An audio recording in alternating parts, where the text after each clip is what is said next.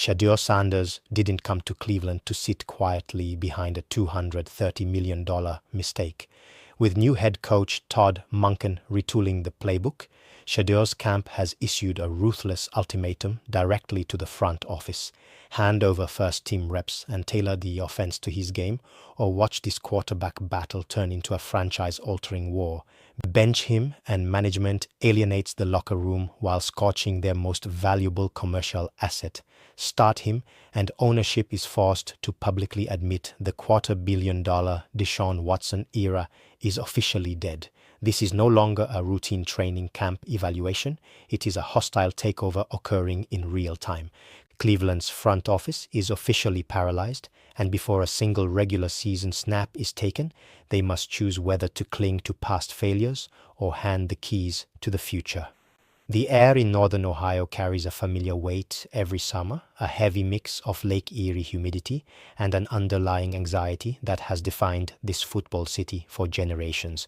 Yet as dawn breaks over the cross-country training facility, the morning air feels distinctly colder, sharper, and loaded with unprecedented operational friction. The sweeping cinematic views of Lake Erie and the brick facade of the practice headquarters usually signal a fresh start. A clean slate built on off-season optimism and carefully scripted PR narratives. But as the cameras zoom into the hallways and the audio feeds capture the muted thud of cleats hitting the grass, the atmosphere feels far more like a military compound on the brink of an internal mutiny than a hopeful preseason launch. Every camera lens is trained on one spot, every reporter is holding their breath, and every front office executive is watching from the elevated glass suites above the field with a sense of quiet dread. At the center of this storm stands a brand new leadership structure trying to navigate an absolute minefield. Todd Monken enters his first training camp as head coach with a reputation for offensive surgical precision, bringing with him a championship resume and a mandate to fix an offense that has been trapped in structural purgatory for years. Monken's introductory press conference quotes still echo through the team's facility, talking about accountability, fast processing, running an uncompromising meritocracy, and building a scheme that caters strictly to who executes best under real pressure. In any normal NFL city, those words would sound like boilerplate coaching philosophy designed to rally a fan base. In Cleveland, however, those exact words have accidentally ignited a high-stakes power struggle. Monken was brought in to establish order, but the reality on the ground demands that he immediately pick a side in a Cold War that was brewing long before he signed his contract. That Cold War has a face, a voice, and a distinct jersey exchange that sent shockwaves through the locker room before the first padded practice even began. Shedeur Sanders enters year 2 no longer as the wide-eyed rookie willing to bide his time, but as a calculated operator who understands his exact leverage. Switching his jersey to number 2 was far more than a simple aesthetic choice. It was a deliberate symbolic declaration that the old hierarchy was officially being dismantled. When Shedeur walks onto the practice field, the energy surrounding the entire organization shifts instantaneously. The sound bites leaking from the sidelines aren't the standard corporate team-first cliches expected from a second-year signal caller. They are sharp, demanding, and uncompromising. Shedeur is openly dictating tempo, calling out coverage adjustments before the coaching staff can signal them in, and demanding absolute alignment from the offensive line on every single rep. This is the crossroads that Cleveland's front office desperately tried to avoid. For months, the internal narrative was built around patience, progression, and a gradual transition of power that would allow the franchise to save face. Management envisioned a smooth camp where veterans took the initial heat, the young quarterback developed in the background, and the organization could maintain a semblance of control over its narrative. Shedeur's camp, however, has completely flipped the table on that passive timeline. By demanding immediate first-team reps and an offense built around his precise skill set, Shedeur has forced a confrontation at the exact moment the franchise wanted quiet stability. The cross-currents inside the building are now unavoidable. a rookie contract operating with superstar influence, a brand new head coach trying to establish authority, and a front office terrified of the precedent they are about to set. As the whistle blows to open the first full team session of camp, the tension on the field is palpable. Every check down, every deep out route, and every interaction between Monken and his young quarterback is being microanalyzed by a media corps that senses history being made in real time. The fan base is divided, the front office is holding its collective breath, and the locker room is quietly waiting to see if leadership will honor its promise of true competition or hide behind administrative politics. The crossroads in Cleveland is no longer a future scenario on the horizon. It is happening right now on the grass, and the first major move in this chess match has already been played. To understand the political dynamite resting inside Cleveland's headquarters, one must follow the money, the draft picks, and the staggering weight of institutional ego. On one side of the ledger stands Deshaun Watson, a financial monument to desperate executive ambition. Cleveland traded away 3 premium first-round draft picks and guaranteed an unprecedented $230 million contract to acquire him, a contract that remains a fully guaranteed, untradeable anchor dragging across the franchise's salary cap, regardless of whether he throws a single touchdown or 6 practice interceptions. For 3 agonizing years, the organization's entire operational strategy was built around protecting that investment, justifying the colossal sacrifice, and attempting to convince a weary fan base that salvation was right around the corner. But football reality has a ruthless habit of tearing down boardroom accounting. On the other side of the ledger sits Shedeur Sanders, a signal caller whose arrival was initially viewed by upper management as a low-risk developmental project to bolster depth. Then came his Week 11 debut during his rookie campaign, and the internal script completely shattered. When injuries forced Shedeur into the fire, the visual contrast on the field was instant, jarring, and undeniable. Where the veteran looked hesitant, holding the ball, processing late, and taking devastating sacks, the young quarterback operated with a cold, surgical efficiency. Shedeur did not merely manage the offense, he injected an electric spark into a lifeless system, showcasing a lightning-fast release, natural pocket poise, and an uncanny ability to dissect pre-snap coverages that immediately elevated every skilled player around him. The offense moved differently, breathed differently, and scored differently under his command. That late-season surge converted a simple backup scenario into an existential administrative crisis for general manager Andrew Berry and ownership. The front office now finds itself hopelessly trapped in the textbook sunken cost fallacy. Fully acknowledging that Shedeur is the superior operational fit requires executive leadership to publicly admit that the $230 million Watson trade is arguably the most catastrophic gamble in modern sports history. Every practice rep handed to Watson in training camp feels like a desperate attempt by executives to shield their own reputations and prolong their job security. Conversely, every rep surrendered to Shedeur feels like an embarrassing surrender to on-field reality. The side-by-side analytical breakdown on coach's film tells a story the executive suite desperately wants to censor, but the film doesn't lie. This internal tug-of-war is creating immense, toxic pressure inside the locker room, an environment where players care nothing for administrative politics or contract preservation.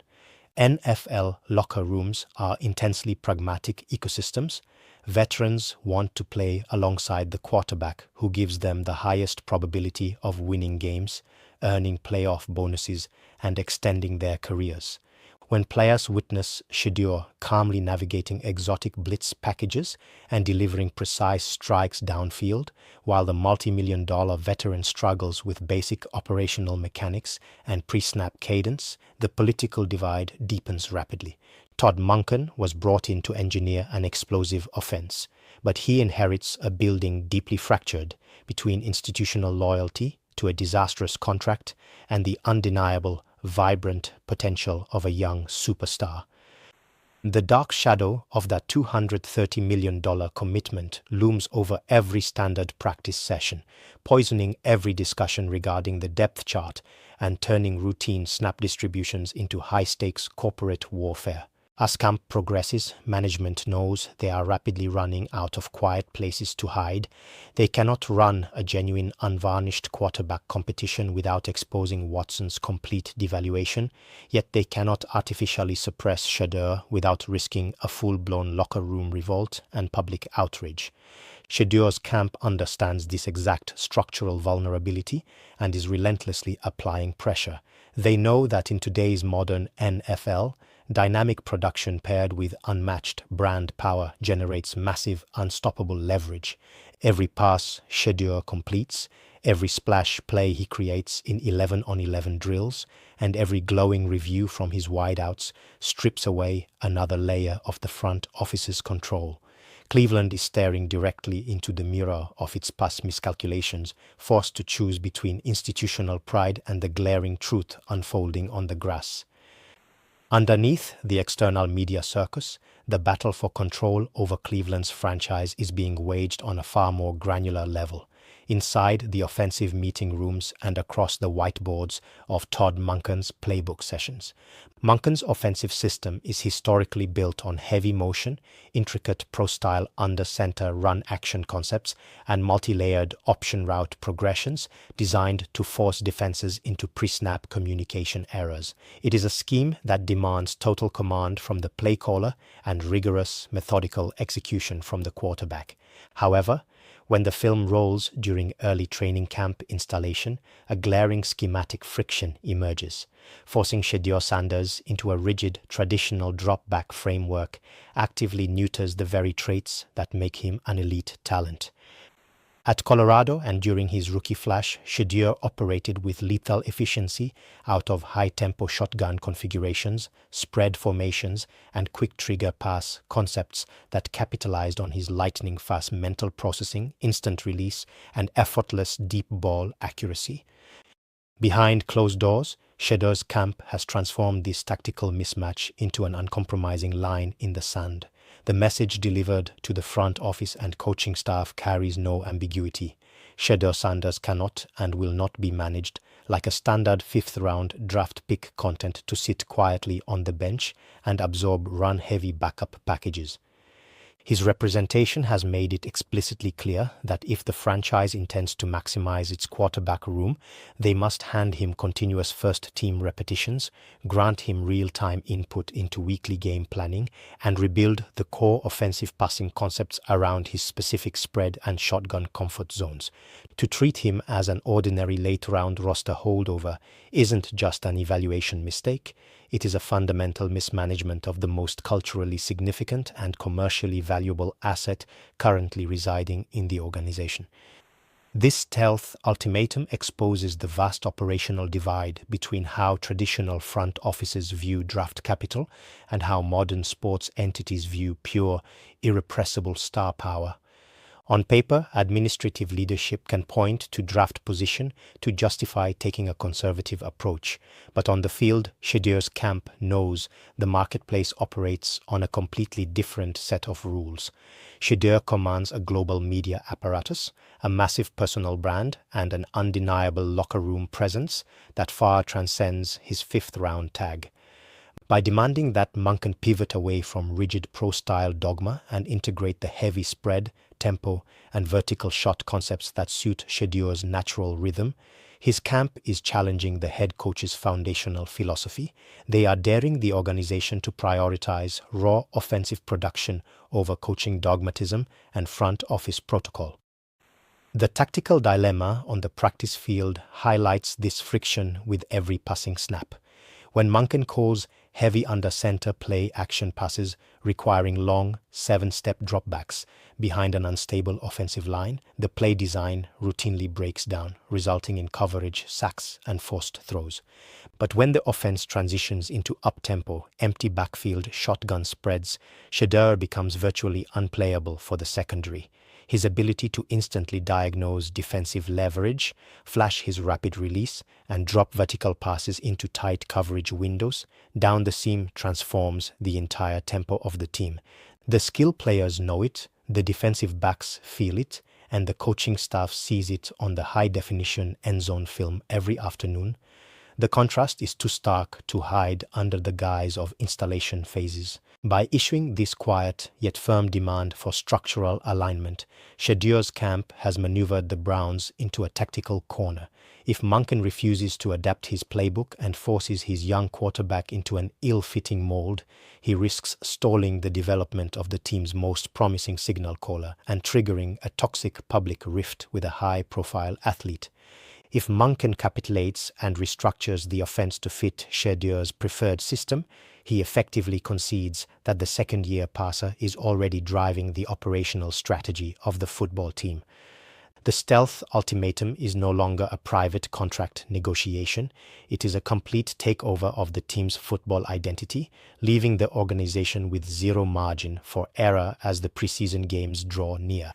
The immediate fallout from Shedeur's tactical demands has plunged Cleveland's executive suite into a state of total administrative paralysis. Across national sports media networks, daily sports talk shows, and digital football feeds, prominent analysts are dissecting every single snippet of training camp film, framing the Browns' front office as a case study in organizational dysfunction. The media noise has reached a deafening crescendo, with former general managers and league insiders openly debating the franchise's terrifying dilemma. At the center of this public autopsy is the team's meticulously managed draft strategy. Holding substantial draft capital, including 2 highly coveted first-round picks in the 2027 NFL Draft, management theoretically possesses the ammunition to build a powerhouse roster. Yet, those future assets are entirely rendered useless if the leadership core cannot even decide who should be taking snap number 1 in the upcoming regular season opener. The high-stakes math governing this decision has cornered General Manager Andrew Berry and team ownership into an operational checkmate. Option A is to bow to Shedeur Sanders' camp, promote him to the permanent starter, rewrite Todd Monken's offensive blueprint to match his collegiate style, and officially hand him the keys to the franchise. Doing so, however, carries a devastating organizational cost. It represents a public, undeniable admission that the $230 million fully guaranteed investment in Deshaun Watson is officially dead, standing as the most catastrophic front office miscalculation in the modern history of professional sports. To bench or cut Watson in favor of a second-year passer strips away every remaining executive defense, exposing upper management to direct fallout from ownership and a fan base that has run out of patience for institutional excuses. Option B is to enforce corporate hierarchy, suppress Shedeur's role, force him into a traditional backup track, and start Watson under the justification of contract equity and veteran entitlement. But this path carries a far more immediate and explosive penalty on the football field. Bench atmosphere in the modern NFL is hyper-volatile, and deliberately suppressing a dynamic young signal caller who has clearly earned the trust of the offense risks completely alienating the locker room. Key veteran leaders who gauge leadership strictly by performance and winning impact will quickly lose faith in a management team that places salary cap pride above on-field success. Furthermore, benching Shedeur torches millions of dollars in commercial revenue, sponsor engagement, and primetime media momentum that his high-profile brand naturally generates for the city and franchise. This paralyzing reality has effectively frozen the decision-makers at the top of the organization. Inside the team's administrative offices, draft boards and long-term roster projections gather dust as executives endlessly simulate the fallout of each public move. Every press conference hosted by Monken or Berry resembles a tightrope walk over live wire, where every carefully worded phrase regarding the quarterback evaluation is picked apart by national beat reporters looking for signs of internal division, management's desperate attempt to keep both options alive, treating Watson as the nominal starter while dangling first-team reps to Shedeur, has satisfied neither camp. Instead, it has created an agonizing operational vacuum where neither quarterback receives the full volume of prep work required to master the offense before week 1. The organizational stakes have officially spiraled beyond a standard preseason positional battle. Cleveland's leadership is no longer just managing a football roster. They are fighting to maintain their personal credibility, their executive legacies, and the structural integrity of the entire franchise. The draft assets, the brand equity, and the locker room dynamic are all hanging in delicate balance, suspended over the growing chasm between a catastrophic financial past and an irresistible electric future. As training camp days tick away and the final roster cut-down deadline approaches, the paralysis inside the front office becomes more dangerous with every missed rep, forcing a dormant organization toward an explosive, inescapable turning point. As the final week of training camp unfolds, the energy on the practice field reaches a fever pitch, driven by a sequence of high-tempo reps that make the impending decision impossible to delay any longer. Every snapshot from the team's scrimmage sessions highlights the stark operational reality facing Cleveland's coaching staff. In 2-minute drills, red zone execution, and sudden change scenarios, Shedeur Sanders commands the offense with relentless speed, crisp execution, and supreme confidence. He steps into the pocket, identifies exotic coverages instantly, and throws downfield strikes into microscopic coverage windows with a quick release that energizes the entire sideline. Receivers run their routes with noticeably higher intensity, linemen fight through blocks with extra urgency, and the entire unit operates with a fluid rhythm that has been absent in Cleveland for years. The energetic sequence of completions, high fives, and explosive plays captures a team that has already made its emotional choice on the field. The private ultimatum issued by Shedeur's camp has stripped away every remaining layer of corporate pretense and administrative delay. Head coach Todd Monken and general manager Andrew Berry can no longer shield themselves behind installation phases, rotative reps, or diplomatic press conference answers. The dilemma facing Cleveland's front office is absolute, binary, and inescapable. They must decide whether they are going to tether the franchise to the ghost of a $230 million contract or courageously embrace a vibrant, high-upside future led by an elite young passer. Choosing to preserve past financial investments means intentionally crippling the team's current potential, risking an immediate locker room revolt, and squandering the immediate momentum generated by an ascending star. Choosing Shedeur means accepting the immediate public fallout of a failed trade, but it simultaneously ignites a long overdue cultural transformation for a franchise desperate for sustainable success. As the final whistle echoes across the practice fields and the players head toward the locker room, the ultimate verdict rests squarely on the shoulders of the front office. Shedeur Sanders has laid down his terms, proven his command on the grass, and forced the organization to look directly into its future. The warning signs are clear, the fan base is demanding change, and the competitive reality of the NFL leaves no room for administrative hesitation. Cleveland must now make the most pivotal choice in its modern history: remain paralyzed by past mistakes or officially hand over the keys to the future.